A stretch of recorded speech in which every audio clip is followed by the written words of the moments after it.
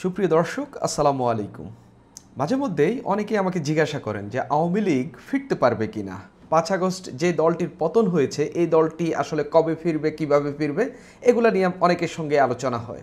আমি তাদেরকে বলি যে আওয়ামী লীগের যে নেতৃত্ব বা যে নেতৃবৃন্দ যারা পালিয়ে গেছে 5 আগস্টের আগে পরে, তারা কখনো আওয়ামী লীগকে বাংলাদেশে ফেরাইতে পারবে না। বাংলাদেশে যদি আওয়ামী লীগ ফিরে বা আওয়ামী লীগের রাজনীতি যদি আবারও এস্টাবলিশ হয়, তাহলে শুধুমাত্র আওয়ামী লীগের যে কর্মী সমর্থক রয়েছে তারাই আওয়ামী লীগকে ফিরাইতে পারবেন। এবং এর নজির কিছুটা দেখা যাচ্ছে। না, লকডাউনকে কেন্দ্র করে যে সহিংস ঘটনাগুলো ঘটছে এগুলোর মধ্য দিয়ে আওয়ামী লীগ ফিরবে না। আওয়ামী লীগ ফিরবে আওয়ামী লীগের যে কর্মী সমর্থক যারা রয়েছেন তাদের সাহসিকতার মধ্য দিয়ে। তেমনই একটা সাহসিকতা দেখা গেছে নারায়ণগঞ্জে। নারায়ণগঞ্জে এই যে লকডাউনকে কেন্দ্র করে আওয়ামী লীগ যে সহিংস হয়ে উঠেছে, আওয়ামী লীগ যে বিভিন্ন স্থানে আওয়ামী লীগের নেতাকর্মীরা যে বাসে আগুন দিচ্ছে, ককটেল ফুটাচ্ছে, এই যে নানা অপকর্ম করে বেড়াচ্ছে, এগুলোর প্রতিবাদে এনসিপি একটা বিক্ষোভ মিছিল করেছে। সেই বিক্ষোভ মিছিল বলতে মশাল মিছিল করেছে। এনসিপির কেন্দ্রীয় নেতা, স্থানীয় নেতা অনেকেই সেখানে উপস্থিত ছিলেন। কোনো ছোটোখাটো মিছিল ছিল না, কয়েকশো নেতাকর্মী সেখানে ছিলেন। সেই এনসিপির মশাল মিছিলেই আওয়ামী লীগের একজন যুবক ঢুকে, আওয়ামী লীগের নেতা হোক, ছাত্রলীগের নেতা হোক, যেই দলেরই বা তাদের যেই সংগঠনেরই হোক, একজন ঢুকে জয় বাংলা স্লোগান দিয়েছেন।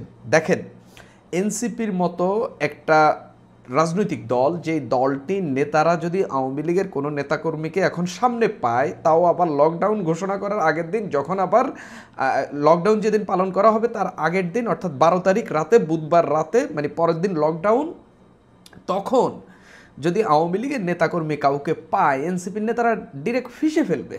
এই জন্যই ফিসে ফেলবে যে সারা দেশে যে বাসে আগুন দেওয়া হচ্ছে, ককটেল ফুটাচ্ছে, এনসিপির নেতাদের ওই মিছিলে দাঁড়িয়ে একজন আওয়ামী লীগ নেতা জয় বাংলা স্লোগান দিচ্ছেন। শুধু জয় বাংলা স্লোগান দেননি, তিনি সেখানে বলছেন যে আমি আওয়ামী লীগ করি, আমি জয় বাংলার লোক, আমাকে কিছু কর। এরকম করে তিনি বলছেন। এনসিপির কয়েকশো নেতাকর্মীর মাঝখানে দাঁড়িয়ে তিনি এই কথাটি বলেছেন। শেষ পর্যন্ত এটা নিয়ে যখন হট্টগোল বেঁধে যাচ্ছিল, ওই নেতা সেখান থেকে পালিয়ে গেছেন, তার আর কোনো খোঁজ খবর পাওয়া যায়নি। এই যে সাহসিকতা, এই সাহসিকতাকে আপনি কিভাবে দেখবেন? এই সাহসিকতার মূল্য আপনি কিভাবে দিবেন?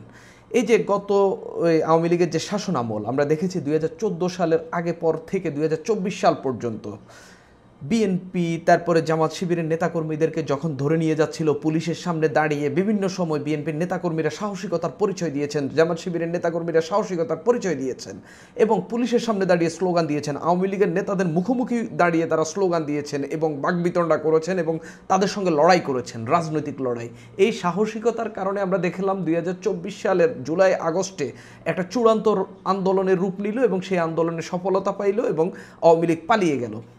ঠিক একই ধরনের সাহসিকতা ধীরে ধীরে আওয়ামী লীগের নেতাকর্মীরাও তাদের পতনের পর থেকে ধীরে ধীরে শক্তি সঞ্চার করে তারা কিন্তু দেখানো শুরু করছে। আপনি কোনোভাবেই এই যে ছোট ছোট যে ঘটনাগুলো, এগুলোকে আপনি ছোট হিসাবে দেখার কোনো উপায় নাই। এটাই, এই কাণ্ডগুলোর মধ্য দিয়েই আওয়ামী লীগের নেতাকর্মীদের মধ্যে যে স্ফুরণ বা যে ইন্সপিরেশন বা আন্দোলন করার যে ইন্সপিরেশন, সেটা ধীরে ধীরে ছড়িয়ে যাবে, এটা একটা কথা। কেননা আপনি যদি দেখেন, প্রথমে তাদের যখন ঝটিকা মিছিলগুলো হতো 2 জন, 5 জন, 7 জন থাকতো। এখন আপনি দেখেন প্রতিটা ঝটিকা মিছিলে 50-100 জন করে থাকছে। অর্থাৎ ধীরে ধীরে মাঠে তাদের আওয়ামী লীগের পক্ষে স্লোগান দেওয়ার মানুষ বাড়ছে। এই যে লকডাউনকে কেন্দ্র করে কি একটা মেসাকার তারা তৈরি করলো। আপনি এটাকে আইনশৃঙ্খলা রক্ষাকারী বাহিনীর দুর্বলতা বলেন, আপনি এটাকে প্রশাসনের ব্যর্থতা বলেন, সরকার প্রপার ব্যবস্থা নিতে না পারা, যাই বলেন, এই প্রতিকূল পরিস্থিতির মধ্য দিয়েও কিন্তু তারা এইসব ঘটনাগুলো ঘটাচ্ছে। এটা কিন্তু তারা তাদের রাজনীতিকে এস্টাবলিশ করার জন্যই এই চেষ্টাটা চালাচ্ছে, কিংবা একটা বার্তা দেওয়ার চেষ্টা করছে যে আমরা যদি না থাকি, আমাদেরকে যদি রাজনীতি করতে না দাও, তাহলে আমরা কি করতে পারি। অবশ্যই এটা সহিংসতা, এটা অবশ্যই ধিক্কার জানানোর মতো, এটা অবশ্যই ন্যাক্কারজনক। খুবই জঘন্য একটা রাজনৈতিক দল হিসাবে জনগণের বিরুদ্ধে গিয়ে এইসব কর্মকাণ্ড আওয়ামী লীগের নেতাকর্মীরা করছেন। এবং বাসে আগুন দেওয়া, এটা অবশ্যই জনগণের জানমালের ক্ষয়ক্ষতি হচ্ছে। কিন্তু আওয়ামী লীগের পার্সপেক্টিভ থেকে আপনি চিন্তা করেন, তাদের জন্য কিন্তু এটা খুবই ভালো। তারা কিন্তু একটা মেসেজ দিচ্ছে যে আমাদেরকে ছাড়া তোমরা যদি অন্যান্যরা সবাই রাজনীতি করতে পারবো, আমরা করতে পারবো না। সেটার ফল কিন্তু সেটার এই ব্যর্থ প্রশাসনের মধ্যে আমরা কিভাবে ফাংশন করতে পারি, আমরা কি কি করতে পারি, সেটার একটা বার্তা দিয়ে দিল। আমি একটু নারায়ণগঞ্জের ঘটনাটাতেই আসি। এনসিপির একজন কেন্দ্রীয় নেতা, এনসিপির দক্ষিণাঞ্চলের কেন্দ্রীয় সংগঠক শওকত আলী বলছেন, তারা মশাল মিছিল করছেন বুধবার রাতে। সেই মিছিলেই ওই যুবক, ওই আওয়ামী লীগের নেতা স্লোগান দিলেন, জয় বাংলা স্লোগান, এবং বললেন, আমি আওয়ামী লীগ করি, আমাকে পারলে কিছু কর। তিনি বলছেন, এনসিপির নেতা এই ঘটনার বর্ণনা দিয়ে বলছেন, আমাদের মিছিলের পেছনে হঠাৎ এক বহিরাগত যুবক জয় বাংলা স্লোগান দেয় এবং চিৎকার করে বলে, আস্তে ধীরে বলে নাই, চিৎকার করে বলে, আমি জয় বাংলা করি, আমারে কিছু কর।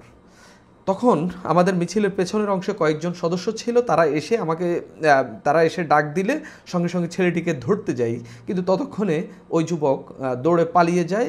পরে অনেক খোঁজাখুঁজি করেও আর তাকে পাওয়া যায়নি। জয় বাংলা স্লোগান দেওয়া ওই যুবক কোথা থেকে এসেছে, তার পরিচয় কী, তা কিছুই জানতে পারিনি। পরে শান্তিপূর্ণভাবে মিছিলটি শেষ হয়েছে।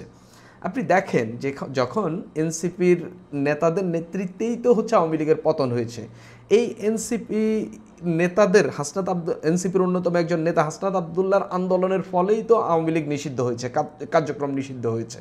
অর্থাৎ আওয়ামী লীগের পার্সপেক্টিভ থেকে আওয়ামী লীগ মনে করে থাকে আওয়ামী লীগের সবচেয়ে বেশি ক্ষতি করেছে এই এনসিপির নেতাকর্মীরা। আওয়ামী লীগ বিভিন্ন সময় এদেরকে অপবাদ দেয়, এদেরকে জঙ্গি বলে এক ধরনের অপবাদ দেওয়ার চেষ্টা করে, যদিও সেগুলো সত্যতা নাই। অর্থাৎ আওয়ামী লীগ এবং এনসিপির মধ্যে এক ধরনের বৈরিতা রয়েছে, এক ধরনের শত্রুতা রয়েছে। সেই এনসিপির মিছিলে যদি আপনি আওয়ামী লীগের একজনকে পান, আমি বিএনপির মিছিলে আওয়ামী লীগ পাইতে পারি, এটা আমি বাংলাদেশের রাজনীতিতে এটা আমি বহুবার দেখে এসেছি।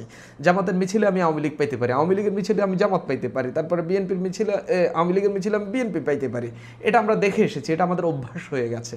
কিন্তু এনসিপির মিছিলে আওয়ামী লীগ ঢুকবে এবং জয় বাংলা স্লোগান দিবে, আবার স্লোগান দিয়ে বলবে আমি আওয়ামী লীগ করি, আমাকে কিছু কর। এটা যে কত বড় একটা সাহসিকতার বিষয়, তাও আবার নারায়ণগঞ্জের মতো জায়গায় দাঁড়িয়ে, যেখানে হচ্ছে জুলাই আগস্ট আন্দোলনে ব্যাপক ম্যাসাকার হয়েছে, যেখানে যারা মিছিল করছে তাদের সেই স্মৃতি এখনও তাজা, সেখানে দাঁড়িয়ে আওয়ামী লীগের একজন জয় বাংলা স্লোগান দিচ্ছে। জাস্ট তাকে হাতের কাছে পাইলে ফিসে ফেলতো। সেই রিস্ক নিয়েও, সে সাহসিকতা নিয়েও সে যে এখানে ঢুকে এরকম একটা স্লোগান দিল, এটাই আওয়ামী লীগের জন্য অনেক বড় কিছু। আমি মনে করি এই প্রতিকূল পরিস্থিতিতে এটা আওয়ামী লীগের জন্য বড় কিছু, একটা ইন্সপিরেশনাল বিষয় আওয়ামী লীগের জন্য। অনেকেই বলতে পারেন আমি আওয়ামী লীগের দালালি করছেন, না, দালালি না। আপনি যদি এই শেখ হাসিনার সময়ে আওয়ামী লীগের আমলে যদি বিএনপির আন্দোলনগুলো দেখেন, বিএনপির নেতাকর্মীরা নানান প্রতিকূল পরিস্থিতির মধ্য দিয়ে এক জায়গায় জড়ো হয়েছেন, কয়েকজন মিলে মিছিল করেছেন। তারা এরকম ছোট ছোট, আমরা দেখতাম অনেক সময় একজন নেতাকে যখন মিছিল থেকে আটক করা হইতো, সে পুলিশের প্রিজন ভ্যানে বসে হচ্ছে স্লোগান দিচ্ছে, খালেদা জিয়ার পক্ষে স্লোগান দিচ্ছে, তারেক রহমানের পক্ষে স্লোগান দিচ্ছে, বাংলাদেশের মানুষের পক্ষে স্লোগান দিচ্ছে এবং স্বৈরাচারী শেখ হাসিনার বিরুদ্ধে স্লোগান দিচ্ছে। এগুলো বিএনপির জন্য অনেক অনুপ্রেরণামূলক হয়ে দাঁড়িয়েছিল শেষ পর্যন্ত, এবং সেই জায়গা থেকে অনেকে একে একে 2, 4, 5, 10 জন কইরা ওই মিছিলে লোক বাড়তে শুরু করেছে এবং এগুলোর প্রতিবাদ জানাতে হইলেও মানুষ মাঠে নামছে। ঠিক সেই জায়গা থেকে এই ঘটনাগুলো কখনোই বিচ্ছিন্ন না, এই ঘটনাগুলো রাজনীতিতে খুবই ইম্পর্ট্যান্ট। এবং প্রতিকূল পরিস্থিতিতে থাকা এবং যে জায়গায় আপনার দল নিষিদ্ধ, যে জায়গায় আপনার দলের কার্যক্রম নিষিদ্ধ, সেই জায়গা থেকে আপনি এরকম একটা কাণ্ড করা আসলে খুবই দুঃসাহসিক ব্যাপার। সেই দুঃসাহসিক কাণ্ড এই যুবক ঘটিয়ে দেখিয়েছে। এবং আমি অবশ্যই আওয়ামী লীগ যে সহিংস কর্মকাণ্ডগুলো করছে এগুলোর একেবারেই সাপোর্ট করি না। তবে একজন রাজনৈতিক নেতা হিসেবে যদি কেউ সাহসিকতা দেখায়, যদি কেউ এসে রাজপথে এসে দাঁড়িয়ে তার নেত্রীর পক্ষে, তার নেতার পক্ষে, তারপরে তার দলের পক্ষে, বাংলাদেশের মানুষের পক্ষে যদি স্লোগান দেয়, সে যদি তার রাজনীতি স্টাবলিশ করার জন্য সে যদি আন্দোলন করে, আমি সেটাকে সমর্থন করি। কারণ প্রতিটা রাজনৈতিক দলই তার গণতান্ত্রিক অধিকার সে নিজেই রক্ষা করে। পরবর্তীতে মানুষ যখন দেখে, ভোটাররা যখন দেখে যে তার গণতান্ত্রিক অধিকার সে একা একা পারতেছে না, তখন মানুষ গিয়ে তাদের সঙ্গে জড়ো হয়। যখন এটা আবার সরকারে যারা থাকে তারা যদি ব্যাপক ম্যাসাকার করে, যেমনটা আওয়ামী লীগের আমলে বিএনপির আন্দোলনের সঙ্গে মানুষ যেভাবে যোগ দিয়েছে, হয়তো কোনো না কোনো সময় এই বর্তমান যে রাষ্ট্র কাঠামো, বর্তমান যে যারা সরকারে আছে, পরবর্তীতে যারা সরকারে আসবে, তাদের উপর হয়তো একসময় মানুষ ক্ষুব্ধ হয়ে আওয়ামী লীগের পক্ষে হয়তো স্লোগান দেবে, কিংবা আওয়ামী লীগের আন্দোলনের সঙ্গে হয়তো মানুষ যুক্ত হইতে পারে। এই দেশের মানুষের কখনকার চরিত্রে, যেই 75-এ যে আওয়ামী লীগ ব্যানিশ হয়ে গেছিল, সেই আওয়ামী লীগ আবার 90-এর নির্বাচনে রেলেভেন্ট হয়ে গেছে। খুবই খুবই রাজনীতি খুবই ভিন্ন জিনিস, এবং কখন কার কপালে কি ঝুটে কি ঘটে যায় কখনোই বলা যায় না। শেখ হাসিনার যখন পতন হয়, জুলাই মাসে তো তার বিরুদ্ধে আন্দোলন শুরু হয়েছে, জুলাইয়ের আগের মাস জুনেও শেখ হাসিনা একজন প্রতাপশালী নেতা ছিলেন, কখনোই মানুষ মনে করেনি এই টার্মে শেখ হাসিনার পতন হইতে পারে। ঠিক জুলাই আগস্টে গিয়ে শেখ হাসিনা শেষ হয়ে গেল, নাই হয়ে গেল, পালিয়ে যেতে হইল। এটাই হইল রাজনীতি।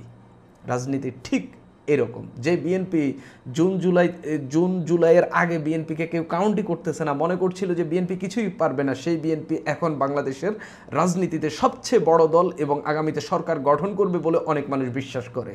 হঠাৎ করে এরকম করে উল্টে যায় রাজনীতি। সুপ্রিয় দর্শক, এখন এই পর্যন্তই।